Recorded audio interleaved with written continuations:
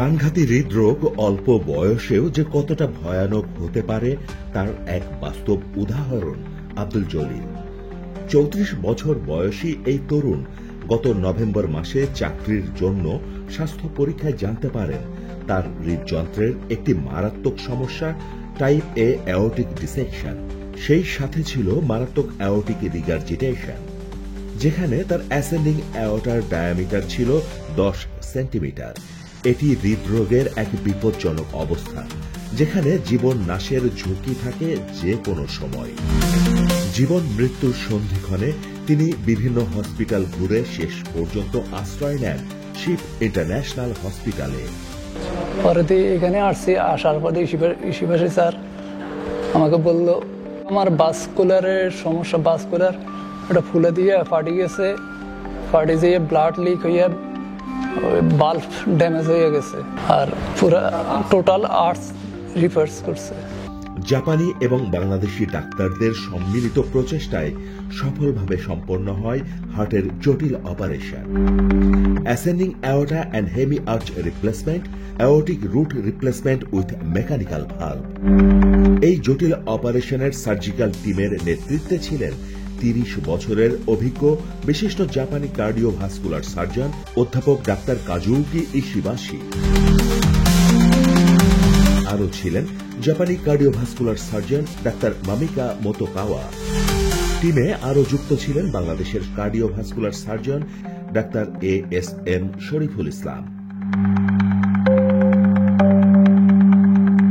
In this case, patient diagnosed as aortic dissection and aortic regurgitation. এই রোগীর ক্ষেত্রে ধরা পড়ে অ্যাওর্টিক ডিসেকশন, অ্যাওর্টিক রিগার্জিটেশন এবং অ্যাওর্টিক রুট। অনেক ফোলা ছিল, যার আকার ছিল প্রায় 10 সেন্টিমিটার, যেটা স্বাভাবিকের তুলনায় অনেক বেশি। আমরা এই রোগীর aortic root and valve replacement এবং হেমি আর্চ রিপ্লেসমেন্ট করে, যা একটি অত্যন্ত জটিল এবং চ্যালেঞ্জিং অস্ত্রোপচার।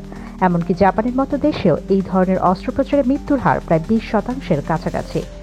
এই অপারেশনের সফলতার ব্যাপারে সবচেয়ে বড় নিয়ামক হল টোটাল সার্কুলেটরি অ্যারেস্ট এবং সিলেক্টিভ সেরেব্রাল পারফিউশনের যথাযথ ব্যবহার, যা এক্ষেত্রে সফলভাবে প্রয়োগ করা হয়েছে, এবং এই অস্ত্রোপচারটি সফলভাবে আমরা কোনো জটিলতা ছাড়াই সম্পন্ন করি।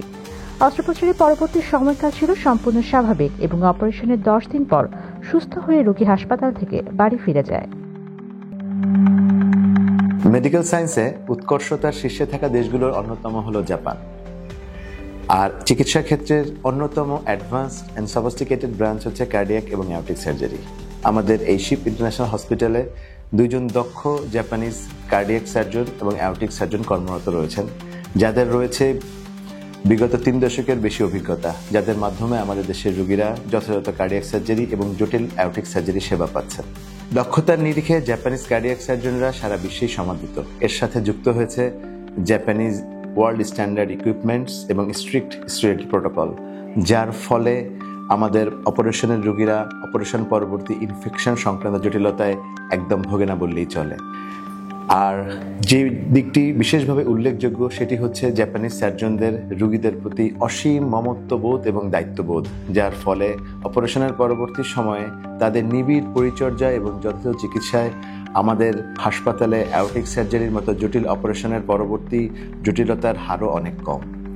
আর সবচেয়ে বড় একটা আশাব্যঞ্জক ব্যাপার হচ্ছে আমাদের এই শিপ ইন্টারন্যাশনাল হসপিটালের মাধ্যমে জাপানিজ গভর্নমেন্ট অর্থনৈতিক সহযোগিতার হাত প্রসারিত করছে, যার ফলশ্রুতিতে অ্যাওর্টিক সার্জারির মতো জটিল এবং ব্যয়বহুল চিকিৎসার জন্য আমাদের দেশের মানুষের পক্ষে সুলভতা লাভ করার এক নতুন দিগন্ত উন্মোচিত হয়েছে। অপারেশনের পর আব্দুল জলিল নিবিড় পর্যবেক্ষণে ছিলেন কার্ডিয়াক আইসিইউতে। দক্ষ পরিচর্যা ও বিশ্বমানের চিকিৎসা ব্যবস্থাপনায় কোনো জটিলতা ছাড়াই তিনি সুস্থ হয়ে হাসপাতাল থেকে ছাড়পত্র পান। শিপ ইন্টারন্যাশনাল হসপিটাল প্রতিশ্রুতিবদ্ধ জাপানি অভিজ্ঞতা ও দক্ষতায় বাংলাদেশের মানুষের জন্য উন্নত, নিরাপদ এবং বিশ্বমানের হৃদরোগ চিকিৎসা নিশ্চিত করতে। আজকের এই গল্প আমাদের মনে করিয়ে দেয়, হৃদরোগ কখনো বয়স মানে না। সময় মতো সঠিক সিদ্ধান্ত আর উন্নত চিকিৎসায় পারে জীবন রক্ষা করতে। আর আপনার এই গুরুত্বপূর্ণ সময়ে শিপ ইন্টারন্যাশনাল হসপিটাল রয়েছে আপনার পাশে, নির্ভরতার প্রতীক হয়ে।